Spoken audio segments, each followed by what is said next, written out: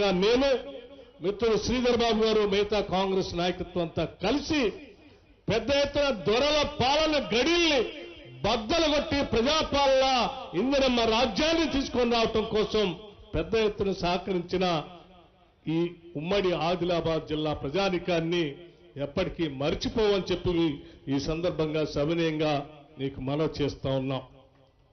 ఆనాటి ఈ పాదయాత్రలో అనేక సంఘటనలు చూశాం.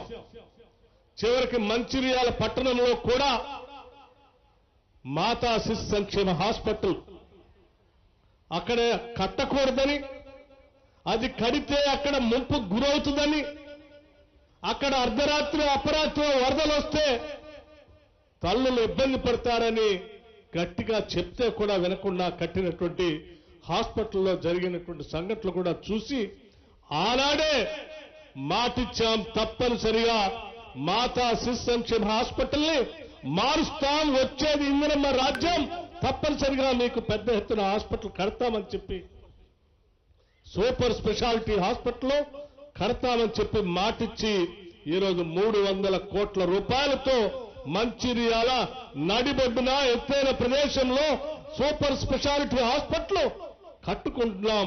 చూసొచ్చి మీ అందరితో ఈ సంతోషాన్ని కూడా పంచుకుంటున్నాం.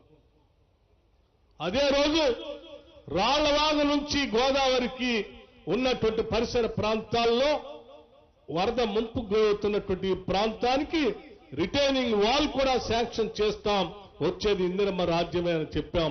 చెప్పినట్టుగానే దాదాపు 260 కోట్ల రూపాయల అంచనాతో రిటైనింగ్ వాల్ ని ఈ ప్రాంతానికి అందిస్తా ఉన్నాం.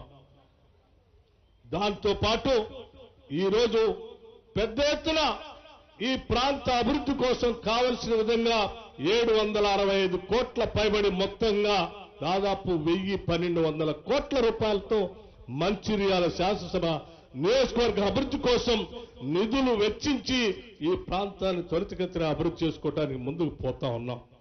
స్నేహితులారా, మంచిర్యాల ప్రాంత అభివృద్ధి ఆగదు, ఇది ఆరంభం మాత్రమే. పెద్ద ఎత్తున ఈ ప్రాంత అభివృద్ధి కొనసాగుతుందని చెప్పి మీ అందరికీ మనవి చేస్తా ఉన్నా.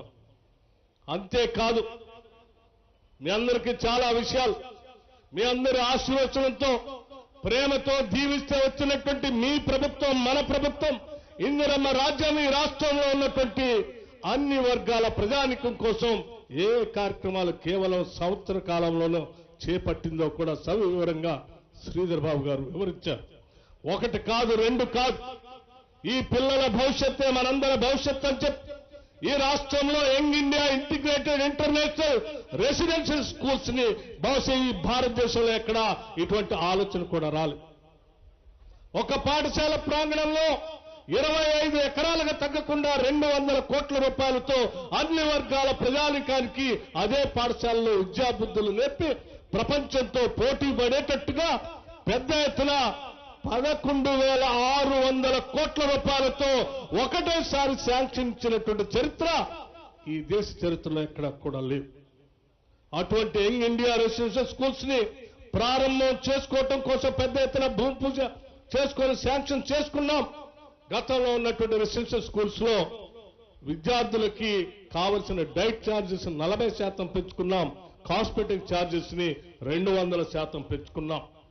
దానితో పాటు ఈ పరిసర ప్రాంతాల్లో ఆదిలాబాద్ నుంచి మొదలు పెడితే ఖమ్మం వరకు, భద్రాచలం వరకు, కృష్ణా నది పరివాహక ప్రాంతంలో ఉన్నటువంటి అనేక మంది గిరిజన కుటుంబాలను దృష్టిలో పెట్టుకొని ఆనాటి సోనియా గాంధీ గారు ఇచ్చినటువంటి ROFR పట్టాలకు సంబంధించి వాళ్ళు సాగు చేసుకోవడానికి ఆనాటి ప్రభుత్వంలో మహిళలను కూడా చూడకుండా గిరిజనులు చెట్టు కట్టేసి కొట్టిన సంఘటనల్ని మేమంతా ఖండించి ఆనాడు వాళ్ళ కోసం పోరాటం చేశాం.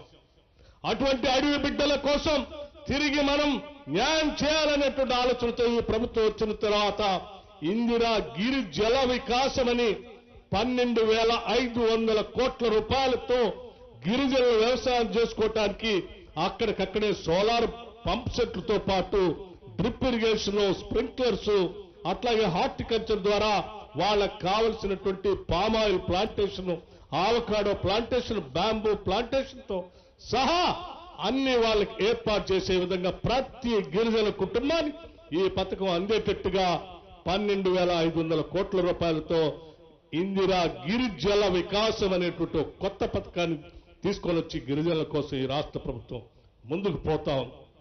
అదేవిధంగా ఈ రాష్ట్రంలో ఉన్నటువంటి మహిళలందరినీ ఆనాటి ఇందిరమ్మ ప్రభుత్వం మొదలుపెట్టినటువంటి ఉమ్మడి రాష్ట్రంలో మొదలుపెట్టిన సెల్ఫ్ హెల్ప్ గ్రూప్స్ డ్వాక్రా సంఘాలకు సంబంధించి 10 ఏళ్లు బీఆర్ఎస్ ప్రభుత్వం మర్చిపోతే మేము సంవత్సరానికి కనీసం 20,000 కోట్ల రూపాయలతో వడ్డీ లేని రుణాలను తిరిగి వాళ్ళందరికీ ఇచ్చి కనీసం 1 కోటి మందిని కోటీశ్వరులుగా చేయాలి 5 సంవత్సరాల్లో అని చెప్పి టార్గెట్ పెట్టుకొని ఈ 5 సంవత్సరాల్లో 1,00,000 కోట్ల రూపాయలు మహిళలకు వడ్డీ లేని రుణాలు ఇచ్చే కార్యక్రమంలో భాగంగా ఈ సంవత్సరమే 21,000 కోట్ల పైబడి వడ్డీ లేని రుణాలు ఇచ్చాం. రాబోయే రోజుల్లో కూడా పూర్తి స్థాయిలో ఇస్తాం. అటువంటి మహిళలందరి కోసం సోలార్తో ఉన్నటువంటి పవర్ ప్రాజెక్టులు 1000 మెగావాట్లతో వాళ్ళతో ఎంఓయూ చేసుకున్నాం.